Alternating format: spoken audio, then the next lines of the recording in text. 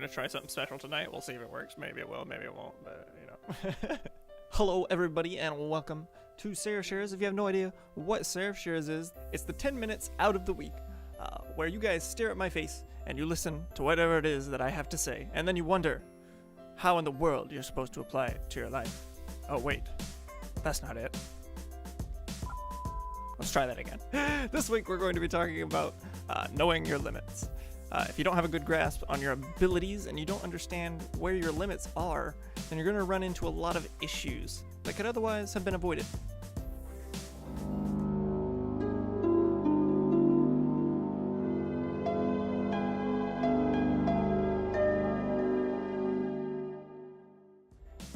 So this is something that I had written down to talk about for a few weeks now. Last week we touched on it just a little bit, talking about how I understand my introverted limitations. But now we're going to expand on that a little bit, talk about it more generally. Knowing my limits is always something like I felt like I've had a really good grasp on, that I know my limits really well. And I think a part of that might come from the fact that I am super critical of myself, and I'm always breaking down my decisions and doing that introverted processing we talked about last week. A lot of my processing comes down to what can I do to make my situations better? And more often than not, the conclusion I come to is that I could have done something to prevent it in the first place. So for example, when I was in high school, I was perfect at procrastinating. What I mean by that is I could wait to start a project until the last second, where if I didn't start right then I wouldn't have enough time to finish it and do a good job. So I would procrastinate all the time, but I was almost always able to leave the perfect amount of time to do my projects or an assignment or whatever. I knew my limits really well, and that came from those times where I procrastinated too much and then I didn't have time to do it. I learned very quickly how much time I needed for certain projects. What that skill has translated to in the present for me, because I'm not in school anymore, is that I know when I'm going to be able to finish a media project, which is especially useful as I've started building my media team to help me out with GodSquadChurch media. Because I know my limits, I can efficiently delegate other responsibilities to my team. You know, they're all volunteers that have full-time jobs and stuff, so I want to respect their time and not give them more to do than what I need them to do. So because I know my limits, if I have too many projects to get done, I can be like, these are the ones I have time for, and give the rest to my team.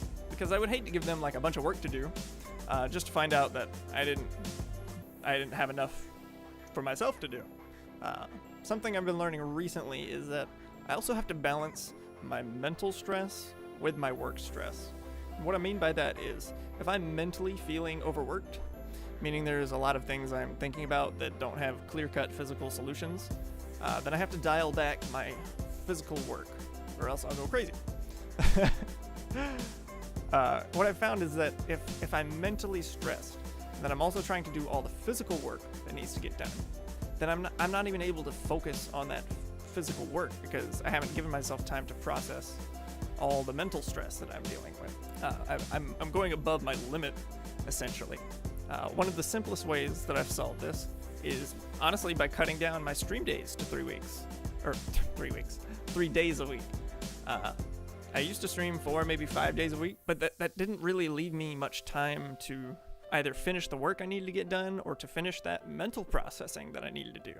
So I cut it down to 3, sometimes 4. I think last week we did 4, but rarely 4. Most of the time, 3 days a week. And that's been really, really good for me. Ever since I cut it down to 3 weeks.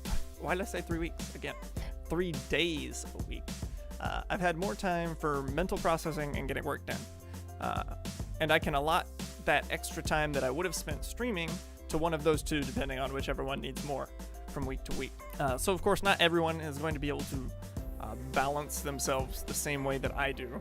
And that's good, because not everyone should do that, because everyone's not me, so of course that's not going to work. But the point I'm getting at here is everybody has to figure out how to balance their own needs and their own limits. If you don't leave yourself enough time for that project, remember that, right? Don't just be like, well, rip the dream. I didn't do it in time. No, look at that. Think about how much extra time you would have needed and use that to judge similar projects in the future. Don't make the same mistake twice. It's not healthy for us to push past our limits. There's a difference between growing and going past your limits. And when you go past your limits, the only way you can grow from that is to learn your limits. Because whatever you're doing past your limit, you're not going to be doing it at 100%, whatever it is. And if you aren't practicing things in the right state of mind or in a very drained state, you're not going to learn much. When you stay up super late doing projects, the quality of that project isn't going to go so well, and you're probably not going to remember half of it. It's just not efficient to push past your limits. Sometimes we see people that are always moving, always doing stuff, always getting work done. They work like 12 hours a day. They come home, they like cook dinner, and they do a million other things. They have like a creative hobby that they do, and then they just do it every single day, almost. And we see these people, and we think we need to live up to what they're doing because they're doing so much more than we are. It looks like they're using their time more wisely than we are. But the trap that we fall into is trying to live up to somebody else's standards or their limits. Nobody has the same limits, so they might have a really high limit in general, and that's okay. But not everyone is like that. And of course, it doesn't mean we should be content with being lazy, but it's all about knowing your limits. You have to know your limits. Don't go past them. Otherwise, you're gonna stress out. You're gonna not work efficiently. All that stuff. It's just not good. Your limits are different than everybody else's, and you need to figure out what works for you. If your limits aren't as high as other people's, that's okay, as long as you're being honest with yourself, right? So that's all that I have for SeraphShares today. I felt like it was a little all over the place. I didn't feel like that in writing it, so maybe I just flubbed up somewhere and got off track. I know I kind of spaced out there a couple times, so maybe that was it.